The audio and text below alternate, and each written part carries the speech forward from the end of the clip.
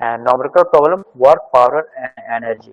ठीक है, ये चैप्टर कंप्लीट हुआ, काफी लंबा चैप्टर था, काफी दिन चला और इसमें बहुत सारी चीजों को सीखने को मिला। और जितने सारी चीजों को हमने सीखा उसका यूज करते हुए हम लोग न्यूमेरिकल प्रॉब्लम को सॉल्व करेंगे।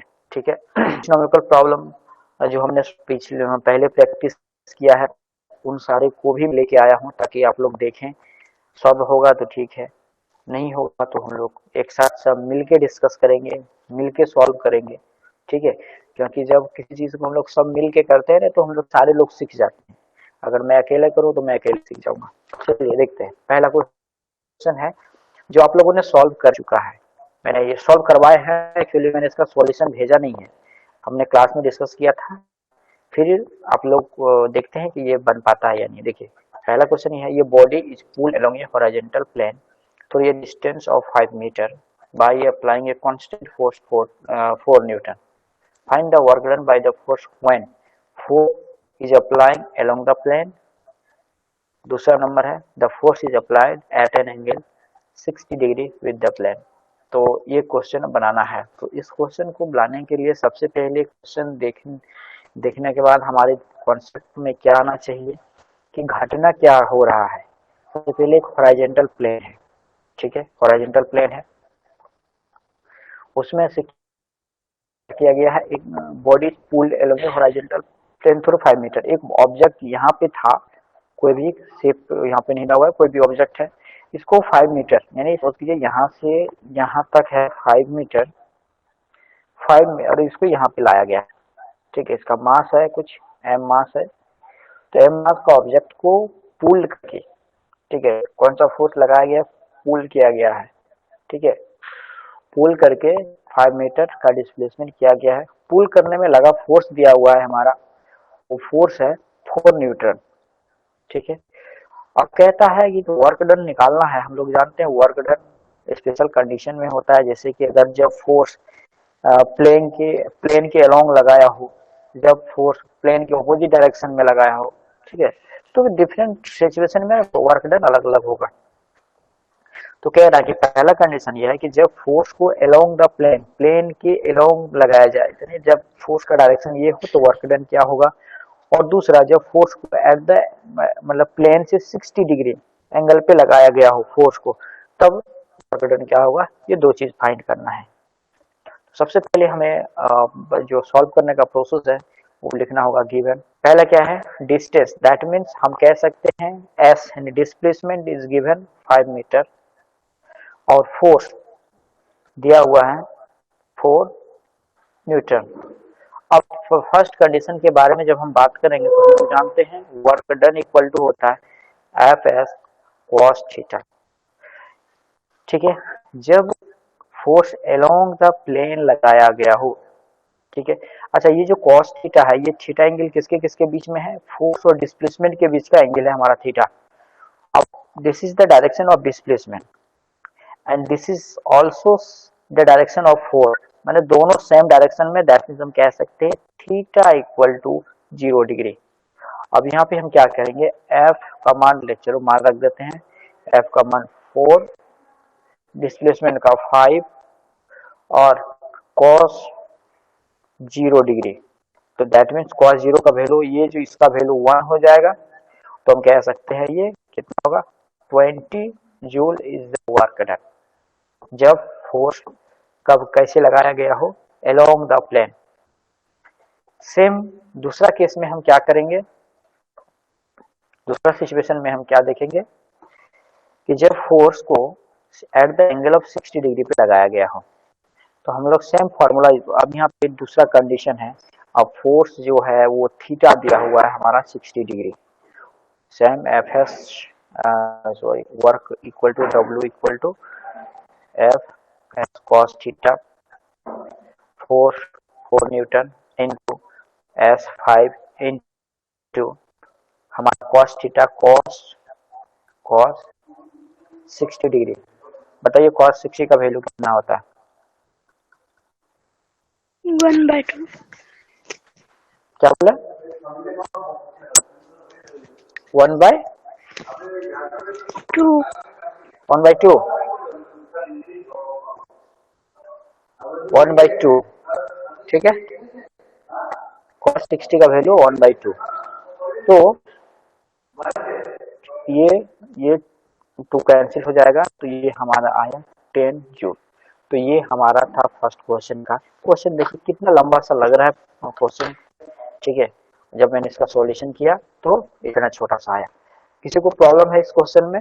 आज हम सिर्फ नॉमेरिकल प्रॉब्लम डिस्कस करेंगे। देखिए नॉमेरिकल प्रॉब्लम सारे चैप्टर के कॉन्सेप्ट को क्लियर करता है, ठीक है। इसलिए इसको समझने की कोशिश कीजिएगा। क्योंकि देखिए हमने क्या पढ़ा था थ्योरेटिकल पार्ट में कि force work done equal to 4 F cos theta है। cos थीटा क्या था? That between force and displacement. हमने वहां पे सारी चीज को थ्योरेटिकली पढ़ा था, अब उसको हम मैथमेटिकली उसका यूज करेंगे। तो अगर मैथमेटिकल प्रॉब्लम सॉल्व करते तो थ्योरी जो नॉलेज है काफी ज्यादा क्लियर हो जाता है और वो नॉलेज आपके अंदर स्टेबल हो जाता है।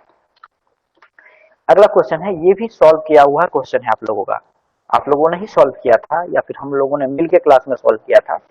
A body is pulled along a rough horizontal road by a distance of 4 meter. If the friction force on the body 1, find the work done by the friction force and the work done against the friction force। दो चीज यहाँ भी find करना है। पहला चीज क्या find करना है?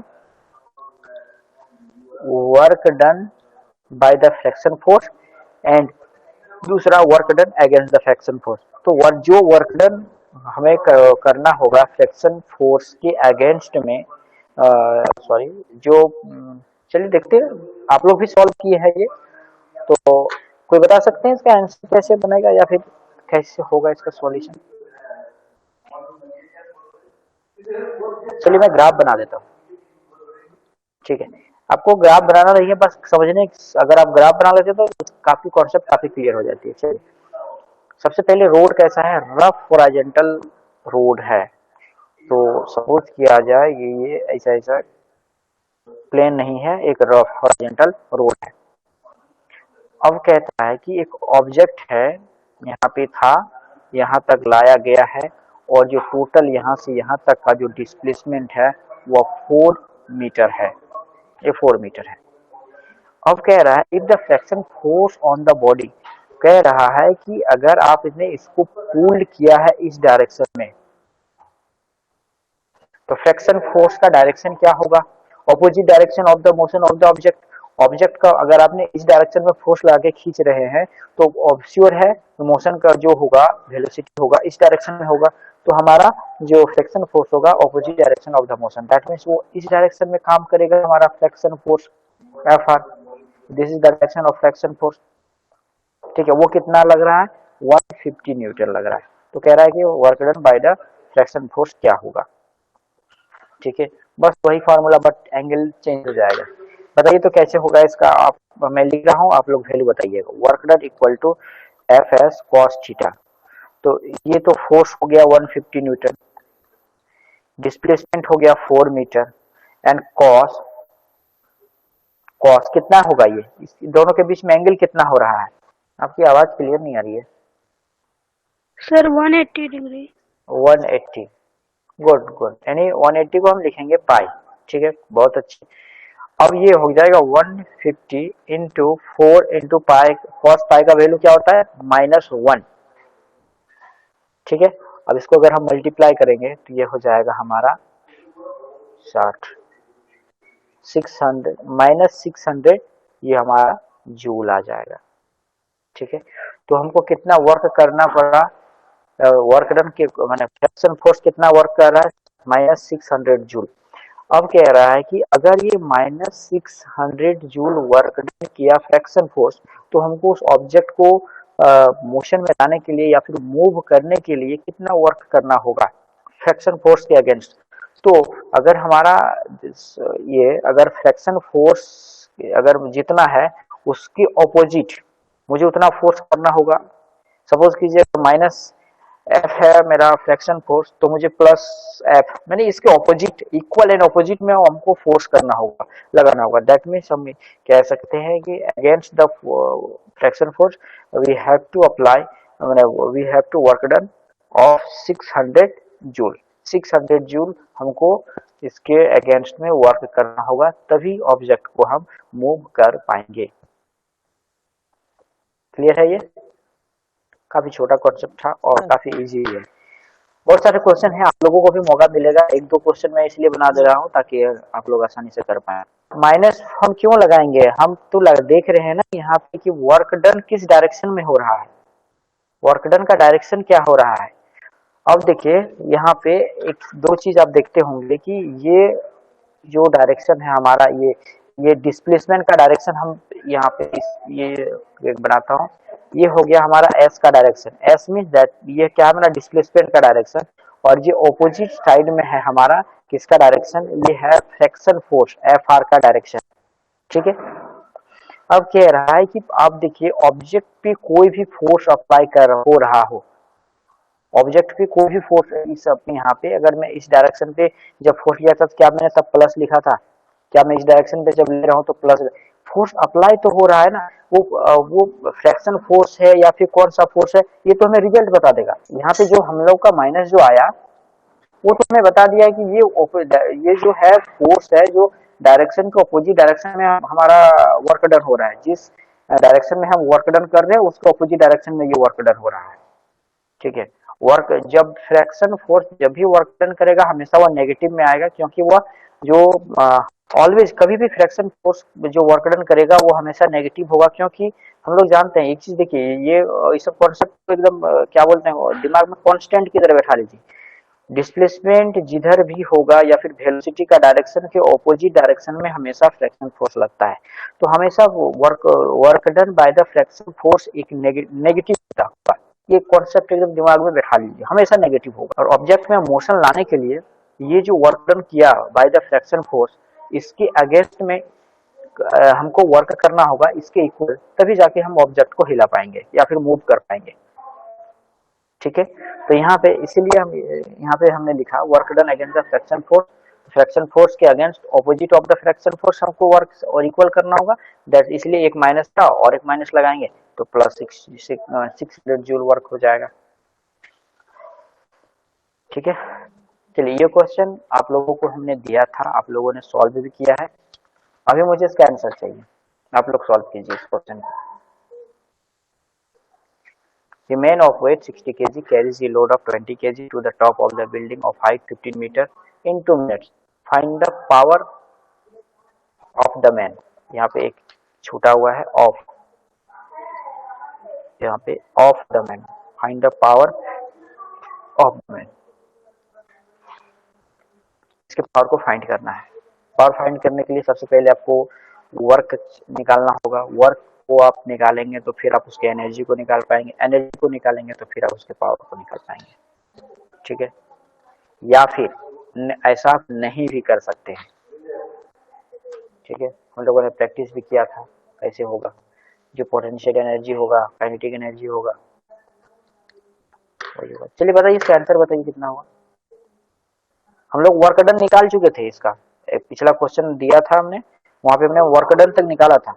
अब यहाँ पे जैसे कि क्वेश्चन था हमारा 2 मिनट को हम इसको एसआई यूनिट में करेंगे। 2 मिनट तो हमारा एसआई सिस्टम में नहीं है, तो इसको एसआई सिस्टम में करेंगे तो हो जाएगा 120 सेकेंड। अब मुझे मिले, अच्छा ये जो मास ऑफ द मैन और मास ऑफ द लोड, ये लोड कहाँ पे है? वो जो इंसान है, इंसान के कहाँ पे है? ये सर है, इंसान के सर पे अगर लोड है यहाँ पे कुछ वो 20 केजी का कुछ रखा हुआ है, तो ये जो हम यहाँ कहेंगे मास ऑफ द सिस्टम, अगर मैं इसको एक सिस्टम मानूं तो ये टोटल ऐड हो जाएगा, ये टोटल ऐड हो जाएगा। That means 60 KG plus 20 KG, that means हो जाएगा हमारा 80 KG of mass of the system. ठीक है, अब ना वर्क डन, अब हम निकालेंगे ना वर्क डन। अब एक चीज बताइए, अगर कोई चीज यहाँ जमीन से उठा के अगर एक फ्लोर पे ऊपर लेके जा रहा है, दैट मीन्स जो लेके जा रहा है इंसान वो भी तो ऊपर जा रहा है। अब यहाँ से यहाँ तक कोई गया, यहाँ से ऊपर तक जाने में कोई एक फोर्स लगाना हुआ, अपर की डिस्प्लेसमेंट हुआ। दैट मीन्स यहाँ पे जो पोटेंशियल एनर्जी स्टोर होगा वही ऑब्जेक्ट का जो वही टोटल वर्क डन हो जाएगा। ठीक है, तो यहाँ पे हम लिखेंगे mgh फॉर्मूला यूज करेंगे, work done equal to mgh। तो m हमारा टोटल मास हो गया 80 kg into G acceleration due to gravity 9.8 into H हमारा दिया हुआ है एच वो 15 मीटर, ठीक है। अब इसको अगर हम कैलकुलेशन करेंगे तो आ जाएगा 11760 जूल। अब हम लोग इसके बाद पावर निकालने को याद कीजिएगा तो देखिएगा कि पावर इक्वल टू होता है वर्क टाइम, ठीक है। तो the power of the man, the power of the man P equal to W by T. Work हमारा कितना था 11760 बाई टाइम था 120 सेकेंड। तो ये जीरो और ये जीरो कैंसिल, फिर इसको 12 से डिवाइड करिएगा तो आ जाएगा 98 वाट इज द आंसर, या फिर 98 जो है वाट पावर है उस इंसान का, पावर ऑफ द मैन, उस आदमी का जो पावर है वो 98 है। क्लियर है, समझ में आई बात? Yes sir. ओके अच्छा, इसका सॉल्यूशन आप लोग को यहीं से मिलेगा। सॉल्यूशन आपको इसके लिए मैं क्वेश्चन को वो टाइप करके सॉल्यूशन करके आपको नहीं भेजने वाला हूँ, इसलिए अगर आप लोग को जरूरत पड़े तो आप स्क्रीनशॉट भी ले सकते हैं, और अगर किस सवाल को समझ आते हैं तो आप अपने आप कॉपी में उसको नोट्स बना लेंगे, ठीक है। अगला क्वेश्चन है, ये क्वेश्चन आप लोग को दिए थे, चलिए एक नया क्वेश्चन को लेते हैं। चलिए अगला क्वेश्चन देखिए। The kinetic energy of the body is 100 joule, ठीक है। दिया हुआ है काइनेटिक एनर्जी है एक बॉडी का वो 100 जूल है, ठीक है। ये force of 20 Newton is apply on the body opposite to its direction of motion to bring the body at rest. Find the distance traveled by the body before coming to rest. ठीक है, question ये है कि एक object है, यहाँ पे एक ऑब्जेक्ट है, वो मूव कर रहा है और उसका जो काइनेटिक एनर्जी है, काइनेटिक एनर्जी ये के इक्वल टू दिया हुआ 100 जूल। अब कहता है कि अब एक फोर्स अप्लाई किया जाता है। अब यहाँ पे ये काइनेटिक एनर्जी है, दैट मींस ये मूव कर रहा है। अब इधर से वो एक फोर्स अप्लाई किया इसको रोकने के लिए, हम बोल सकते हैं ब्रेक लगाया गया रोकने के लिए, और वो जो फोर्स है वो है 20 न्यूटन। अब क्या था कि फोर्स लगा के बाद यह ऑब्जेक्ट कितना दूर तक जाएगा उसके बाद वह रुक जाएगा। सपोज करते हैं इतना यहाँ पे आया, फिर वह आके रुक गया और यहाँ पे इसका काइनेटिक एनर्जी 0 हो गया। तो ये जो डिस्टेंस है ये कितना डिस्टेंस गया तब जाके उसका काइनेटिक एनर्जी 0 हो गया, ठीक है। तो इसका ये वाला चीज देखिए, और यहाँ पे एक हम लोग पर थ्योरम उसको हमको यूज करना होगा।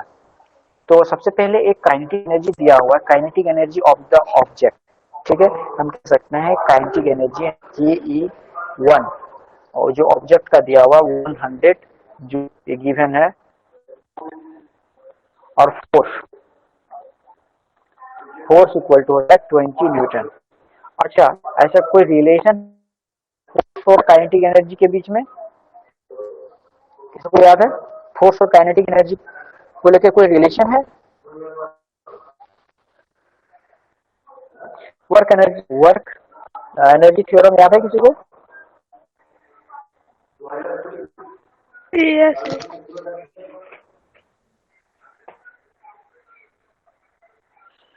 हाँ, तो वो क्या कहता है, वो हमें बताता है कि कोई मूविंग ऑब्जेक्ट के ऊपर जब कोई फोर्स अप्लाई होता है तो इस फोर्स के द्वारा किया हुआ जो वर्क डन होता है वो चेंज काइनेटिक एनर्जी के इक्वल होता है। चेंज इन काइनेटिक एनर्जी के इक्वल होता है। तो यहाँ पे एक चीज देखिए, आप गौर करेंगे तो आपको दिखाई देगा कि कहीं ना कहीं यहाँ पे काइनेटिक एनर्जी में बदलाव हो रहा है। जब ऑब्जेक्ट मोशन में था, यहाँ पे ऑब्जेक्ट मोशन में है तो इसका काइनेटिक एनर्जी है 100 जूल, और यहाँ पे जब ऑब्जेक्ट रेस्ट में आ गया, रुक गया, यहाँ पे क्या होगा, काइनेटिक एनर्जी 0 हो गया। दैट मीन्स काइनेटिक एनर्जी में बदलाव हो रहा है, काइनेटिक एनर्जी बदल रहा है। अगर काइनेटिक एनर्जी बदल रहा है तो हम लोग श्योर, और फोर्स भी अप्लाई होने के बाद काइनेटिक एनर्जी में बदलाव हो रहा है, दैट मीन्स हम लोग वर्क एनर्जी थ्योरम को अप्लाई करेंगे और इसका आंसर निकाल लेंगे, ठीक है।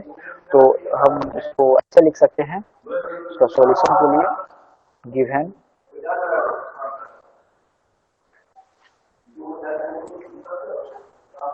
Initial kinetic energy, initial kinetic energy और क्या हुआ कोई बता सकते हैं? बोलिए, कोई बता सकते हैं तो 100 जूल। उसके बाद final kinetic energy, final kinetic energy equal to कितना हो जाएगा ये? 0. जी, क्योंकि वो ऑब्जेक्ट में जाता है। ओके, और तीसरा क्या है? Force, force applied,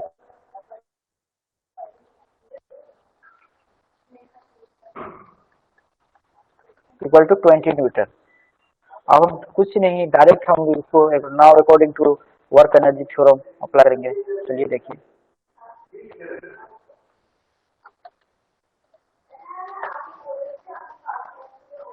now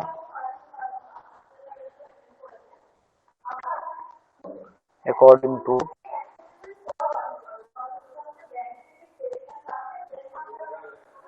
energy theorem, work energy theorem, वो क्या कहता है कि जो अप्लाइड फोर्स होता है F इक्वल टू, या फिर force equal to work done equal to होता है। वर्क एनर्जी थ्योरम फोर्स के ऊपर रहता है। Work done equal to, work done equal to change in kinetic energy, के change in kinetic energy. This is the statement of work energy theorem. ठीक, तो अब हम यहाँ पे वर्क डन हो वो कितना होगा? F S cos theta. ठीक है, change in kinetic energy, kinetic energy कितना था? पहले इनिशियल था मेरा, फाइनल है 0 माइनस इनिशियल है 100 जूल। ठीक है, अब यहाँ पे कुछ और कीजिएगा। ठीक है, कि यहाँ पे ये जो क्या कहते हैं, एफ और एस के बीच का जो एंगल होगा वो कितना होगा? तो हमारा जो डिस्प्लेसमेंट हो रहा है यहाँ पे, देखिए डिस्प्लेसमेंट डायरेक्शन, यानी एक अगर ये ऑब्जेक्ट है, दिस इज ये हमारा एस का डायरेक्शन का डायरेक्शन है ये। अब जो वेट लगेगा या फिर फोर्स को अपोज करने के लिए लगेगा, ये अपोज डायरेक्शन, इसके अपोजिट डायरेक्शन में लगता है, इस डायरेक्शन में फोर्स लगता है। दैट मीन्स यहाँ भी जो एंगल हो जाएगा थीटा इक्वल टू 5 डिग्री हो जाएगा, माने 180 डिग्री हो जाएगा। ठीक है, तो हम लोग जानते हैं फोर्स जो हमारा जो दिया हुआ है, फोर्स भी कितना है वो जानते हैं, और ये थीटा को भी जानते हैं, ये पाई हो जाएगा, और इधर का तो एक माइनस में वैल्यू दे ही रहा है। ठीक है, तो हमारा फोर्स कितना है मैं उसको लिखता हूँ। Force equal to 20 newton, 20 newton into S, displacement कितना है। ठीक है, तो डिस्प्लेसमेंट कहीं पे दिया हुआ है, यहाँ पे डिस्प्लेसमेंट निकालना है, सॉरी ये तो एस निकालना है मुझे, इनटू ये जो cos फाई का वैल्यू -1 होता है, इक्वल टू -100 जूल। ये इधर का माइनस और ये माइनस, क्योंकि ये मल्टीप्लिकेशन में है तो ये दोनों कैंसिल हो जाएगा। तो ये आ जाएगा एस इक्वल टू 100 बाय 20, ये 20 हो जाएगा, ये है हमारा क्या कहते हैं न्यूटन, और ये है हमारा जूल में। ठीक है, अब इसको हम क्या करेंगे, ये तो कट जाएगा, ये हो जाएगा हमारा 5 इक्वल टू हमारा जो 5 आएगा, तो हमारा 5 मीटर जो हमारा वो डिस्टेंस आ गया कि 5 मीटर फोर्स लगाने के बाद वो 5 मीटर जाएगा, फिर वह रुक जाएगा। तो ये हमारा 5, यहाँ पे ये 20 न्यूटन है, ये एस है, और ये -1 है, और इधर -100 जूल है। इसको अगर हम मल्टीप्लाई करेंगे इधर तो क्या हो जाएगा, -20 एस, या फिर इसको हम ऐसे कर सकते हैं, न्यूटन फर्स्ट न्यूटन एस, ये हो जाएगा 20 न्यूटन, और ये इनटू में एस है हमारा, इक्वल टू -100 जूल, ये और ये कैंसिल हो गया। अब एस इक्वल टू अगर मैं करूँ उसको इधर ले आऊँ, तो ये हो जाएगा 100/20, ये हो जाएगा जूल, और यहाँ पे न्यूटन हो जाएगा। तो इसको जब हम ये करेंगे, कैलकुलेशन करेंगे, तो ये आ जाएगा मेरा 5, तो इसलिए यहाँ आ गया 5 मीटर, ठीक है। अगर किसी को ये मीटर कैसे आया इसमें कंफ्यूजन है तो वो नो बोल सर, सकते वो हैं कि, पता है।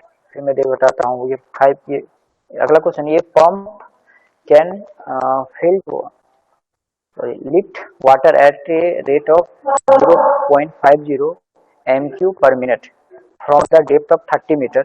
If the efficiency of the engine be 80%, find the power. Question कहता है कोई पंप है, ठीक है, वो पानी को जो फिल करता है, में भरता है, वो 0.50 दैट मीन्स हम जानते हैं कि ये लीटर का यूनिट है, ठीक है। m³ मतलब 0.1 जो उसका जो होगा वो पार्ट्स होगा, वॉल्यूम का वो हाफ, 0.50 मीन्स हाफ, हाफ भरता है 1 मिनट में, ठीक है। 1 मिनट पर मिनट में वो हाफ को करता है। अब जो बोला कि डेप्थ पानी से जहां से उठा रहा है वो 30 मीटर की गहराई से पानी को ऊपर उठा रहा है। If the efficiency of the engine 80%, अगर उस इंजन का एफिशिएंसी 80% है तो फाइंड द पावर, उस इंजन का पावर क्या होगा, ठीक है। सबसे पहले हम जो प्रोसेस है उससे शुरू करेंगे सॉल्व करने का। एफिशिएंसी ऑफ द इंजन 80% दिया हुआ है, ठीक है। डेप्थ, दैट मीन्स उसको हम कहीं ना कहीं वो डेप्थ को मैं एच से डिनोट करूंगा। एच इक्वल टू हमारा दिया हुआ है 30 मीटर।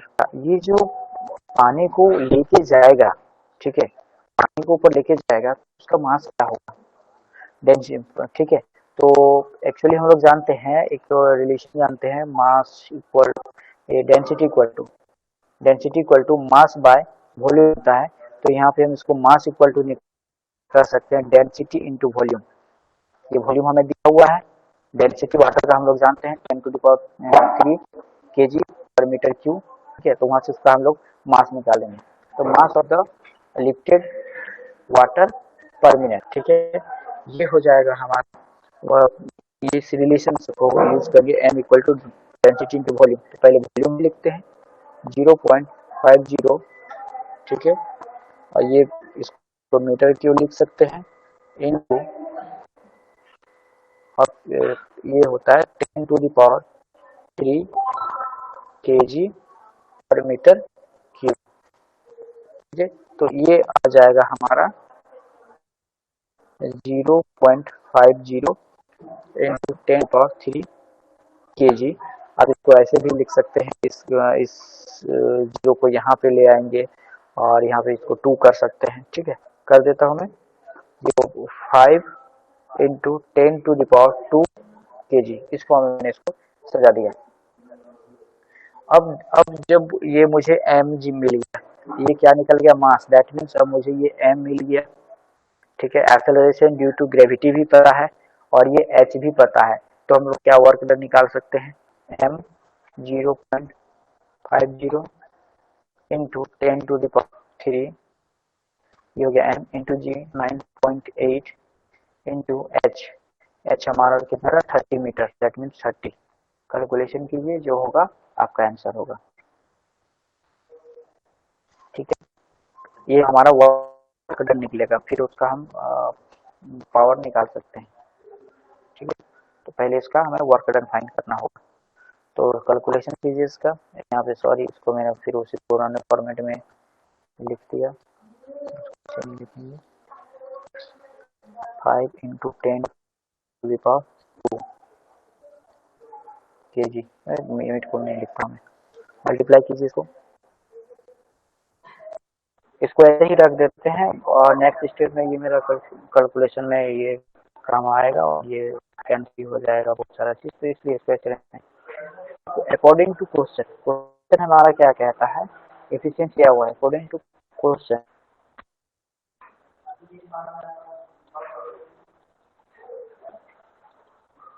अकॉर्डिंग टू क्वेश्चन क्या है, एफिशिएंसी जो दिया हुआ है वो 80% है। 80% में कह सकते हैं 80/100, ठीक है। पावर जो होगा उसका 80/100, ये क्या है, पावर है। अब इसको हम करेंगे, ठीक है। अब हम इससे पहले वर्क डन तो हम लोग फाइंड कर चुके हैं, अब ये है उसका 80% अगर उसका इफिशियंसी है, 80% इफिशियंसी में कितना वर्क डन करेगा वो किया है, यानी 80% उसका ये 80% इफिशियंसी मतलब 80/100, इतना इफिशियंसी में कितना वर्क डन किया है वो 5 इंटू 4.9 इंटू 10⁻², इतना वर्क डन किया है जब उसका इफिशियंसी 80% था। ठीक है, अब हम यहाँ से ये जो पावर है इसको हम लोग कैलकुलेट कर लेंगे, यानी 5.49 इंटू 10⁻²। ठीक है, इसके साथ 100 मल्टीप्लाई हो जाएगा और नीचे यहाँ पे 80 आ जाएगा। ठीक है, और इसका जब हम कैलकुलेशन करेंगे तो हमारा रिजल्ट आ जाएगा 3.62.5 वाट, हमारा इसका आंसर आ जाएगा। स्प्रिंग वाला जो हम लोग देखे थे इस चैप्टर में, इलास्टिक पोटेंशियल में, इलास्टिक पोटेंशियल एनर्जी, वहाँ पे हमने देखा था जब एक स्प्रिंग को स्ट्रेच किया जाए या फिर उसको प्रेस किया जाए तो उसमें एक एनर्जी आ जाता है। ठीक है, तो उससे ये सवाल है। व्हेन ये spring is stretched by 2 centimetre, अगर जब कोई एक स्प्रिंग है, ठीक है, इसका सपोज किया जाए कि ये x=0 है, जब इस पे फोर्स लगाकर इसको स्ट्रेचेस किया जाता है यानी 2 सेंटीमीटर, यानी यहाँ तक था ये और आगे यहाँ से इसको 2 सेंटीमीटर स्ट्रेच किया गया है। ठीक है, स्ट्रेच जब किया गया है तो कहता है कि 2 सेंटीमीटर स्ट्रेच करने में 100 जूल एनर्जी स्प्रिंग में स्टोर होता है।